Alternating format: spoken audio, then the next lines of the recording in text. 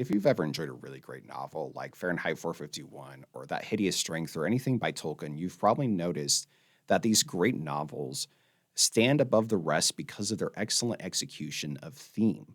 Theme is that element in a story that gives readers something to chew on. It is a meaning to the story that can be applied to life or to human nature or to the world at large. Theme is something that speaks to the human experience in a fundamental way. Despite its importance and despite the fact that great novelists and great playwrights are still celebrated to this day because of their excellent use of theme, I'm thinking people like Dostoevsky and Shakespeare and Dickens, even though those people are celebrated because of their use of theme, the emphasis of theme in the actual writing of fiction has really fallen by the wayside in the last few decades. In my experience in college, theme simply wasn't touched on in any of the fiction writing classes. Theme was always the focus of discussion in literature classes, where we were always talking about how the symbolism or the characters or even the tone in the poetic language communicated something about the theme of the story. But when we went to our fiction classes, we would never talk about theme. Theme was simply never discussed. Instead, we focused entirely upon writing character-driven or tone-focused stories, which were deemed to be ideal and literary. Even famous fantasy authors like Joe Abercrombie, George Martin, and Patrick Rothfuss have expressed skepticism when it comes to talking about how they include theme in their stories. And besides The Way of Kings, I think you'll be hard-pressed to find a lot of thought-provoking ideas in a Brandon Sanderson novel besides the psychologically focused character arc or the original world building. These types of authors will say that they prefer themes to come out naturally in their stories, and instead of worrying about what the themes of their stories are, they would rather just focus on telling a good story. And I cannot blame writers for having this very low view of theme, given how our postmodern culture's misunderstanding of fiction has really corrupted our understanding of all of these types of things. In our culture, fiction is viewed as belonging in either one of two categories. It is either propaganda or it is entertainment. When fiction is merely entertainment, then the point of the story, which is the theme, is not important. In fact, it's probably going to go ignored, especially by the author. Fiction in this model is not meant to get you to think. Instead, it's meant to amuse you, it's meant to entertain you, it's meant to distract you, and it's definitely not meant to change you.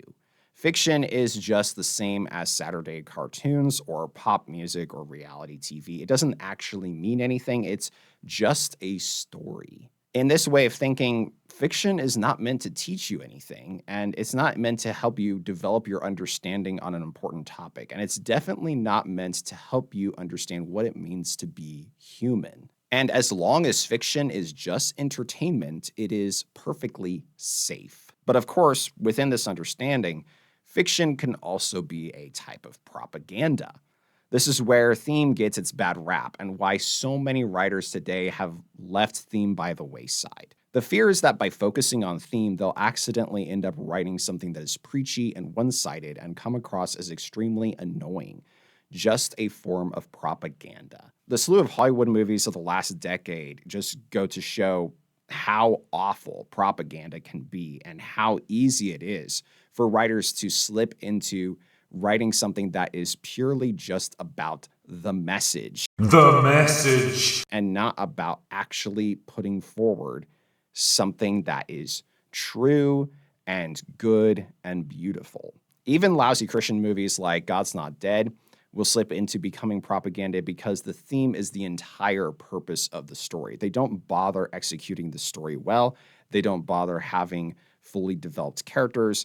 They don't bother avoiding caricatures. And so I think that because of these types of movies, because of these types of stories where propaganda was just something that was so easy to fall into, it tends to be the mentality of writers today that you need to avoid that at all costs. Because after all, such stories come across as preachy, annoying, and completely unsatisfying from an audience or reader's perspective. So because writers have to avoid the risk that people will categorize their fiction as propaganda, they end up entirely avoiding the intentional use of theme. And they have good reason for this. Everyone hates propaganda. When you read a story, the last thing you want is to be preached at. And the main problem here is that our culture seems to think that fiction has to fall into one of two categories. It is either propaganda or it is just entertainment. So having your fiction categorized as entertainment is a whole lot better than it being categorized as propaganda. So writers do everything that they can to make sure that their fiction ends up in the correct category because they do not want for it to be called propaganda. Because of this trend, writers have mostly abandoned the intentional development of theme in their stories, preferring for themes to come about naturally as they write the story. When a story has significant meaning or thought-provoking ideas, it is often treated as a happy accident. We don't make mistakes. We have happy accidents. The author didn't mean to put deep meaning into the story. Instead, you, as the reader, are the one who found the meaning there. The author was just trying to entertain you. In other words, the author is safe. The author themselves has no intention in that. They're just a jester. They're just somebody who entertains. They're just there to amuse you. They're not actually trying to teach you anything or give you any wisdom. The wisdom just came about by happenstance. And because of this, you don't have to worry about the author presenting an idea that you yourself don't like or an idea that is contrary to your own beliefs. This obviously has to do with the idea of the death of the author, the idea that the author's intent doesn't matter, that once a story is being consumed by a reader or an audience, now all that matters is the relationship between that piece of medium and the audience themselves. And so because of that, the author's intent doesn't have anything to do with it. The author can't come in and interfere with that relationship. And in fact, that is what propaganda is often doing. Is the author is coming in and interfering and saying, hey, this is what this means. Hey, this is what you're supposed to get out of it. And that's why people do not like propaganda. But now we're on the complete other side of that, where we pretend like the author's intent has no meaning whatsoever, or it has every meaning. And we cannot seem to have this gray area and we cannot seem to have nuance when it comes to authors and their own relationship with their works of fiction. Either way, the author is not really in control here. The person who's really in control is the reader. The reader is in control because they get to decide what the author intended and what the meaning of the story is. The author is not in control. Instead, it's all about the reader themselves and their perception of what the fiction is saying. And in fact, a lot of writers nowadays like it that way. Authors do not want the responsibility of putting ideas into the hearts and minds of their readers. This all has to do with the strange postmodern idea that words can be violence. Writers nowadays steer away from messages in their stories because they do not want to be accused of supporting anything mildly controversial. And instead, when there is theme in a story, it often has to do with very mild ideas like friendship or inclusivity or things that people simply aren't going to get all that irritated about. Therefore, we've mostly abandoned the consideration of what themes to include in our stories, and perhaps even damagingly, is that a word? And perhaps even worse, we've abandoned the discussion of how to write themes in our stories. When I sit down and read a great novel like The Fellowship of the Ring or The Way of Kings, the last thing I think is that this is propaganda. But I also don't view it as only entertainment. Sure, these stories are entertaining, and any story that fails to be entertaining fails as a story, but we can take that for granted. What we seem to not take for granted is that there's something deeper going on in great storytelling. There's something that feeds the soul in a really great story. My suspicion is that in the past that this aspect of storytelling was something that we also could take for granted. After all, we as human beings have always been storytellers. It is innate to who we are as human beings. Stories tell us what it means to be human. Stories are about our struggles, our victories, and our defeats. And when they are done right, they are more than just propaganda or mere entertainment.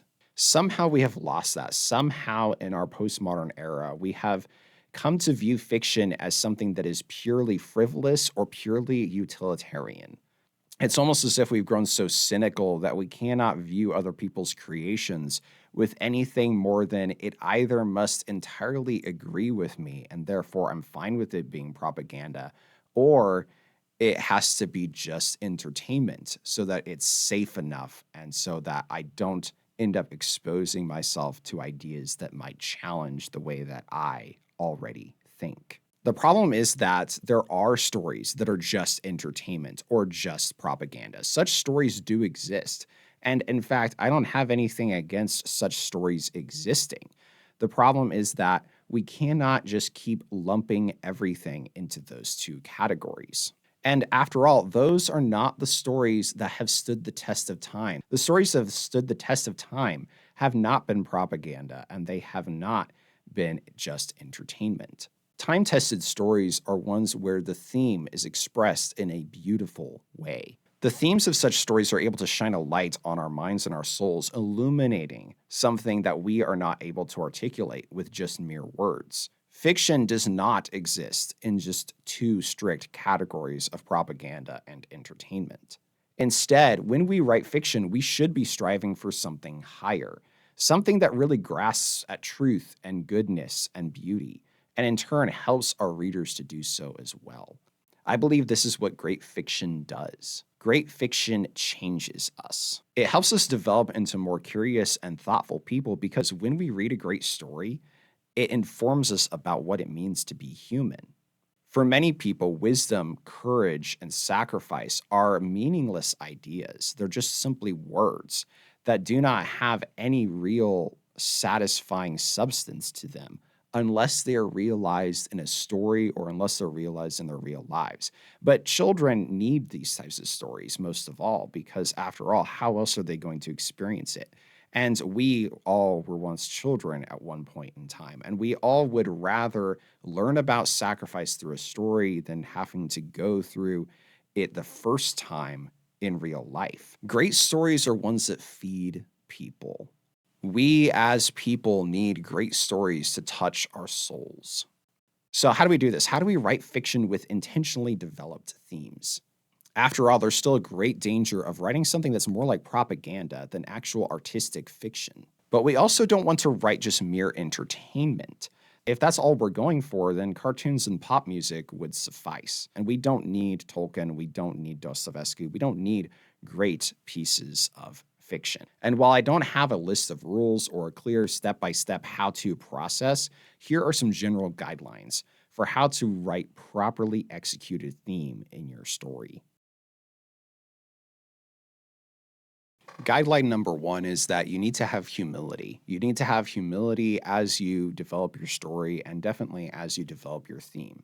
Humility in storytelling is to realize that you don't have all the answers and that your theme and your story are actually bigger things than you yourself are. Your theme and how you're thinking about it are probably not perfectly aligned, and your thinking about it is probably half-baked, and it's not perfectly articulated yet in your mind. And in fact, that's kind of the point of theme. And the point of telling stories in the first place is that these are bigger ideas than ourselves, and they're so big that we can't perfectly articulate them in a sentence and in an essay. That's why we're telling a story about them. These are great ideas that can't be articulated in normal speech. And this is where propaganda goes wrong from the start.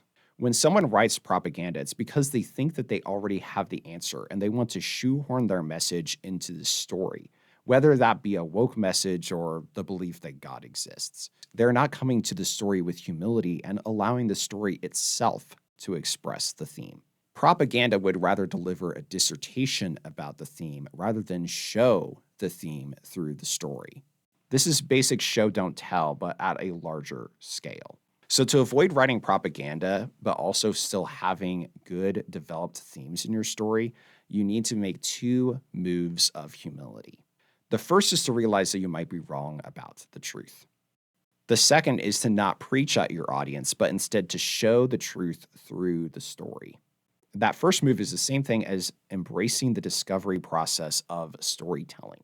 You might think you know exactly what the theme of your story is when you start writing, but I guarantee that by the time you've written your first draft, that theme will have evolved, and in fact, you will have matured through the process of writing the story and have come to a better understanding of that theme. This is just like any other aspect of a story, like character and plot. You start off with a thumbnail sketch version of those things, of those elements. But as you do the writing process, those things flesh out more and more. That second move of humility is actually to embrace the medium of storytelling itself instead of forcing it to be something else. You don't want to preach at your readers, but instead to invite them along with you on a journey. Through that journey, you can express greater truths than you could ever simply tell them. These bigger ideas do not neatly fit into packaged sentences. Instead, these bigger ideas need to be explored through a story. And great stories are the ones that do that exploring without preaching about it. The second guideline is to have an idea of what your theme is. Now, this might sound contradictory with the last point, but you want to have an idea about what your story is fundamentally about so that you can make better decisions about character, plot, setting, etc.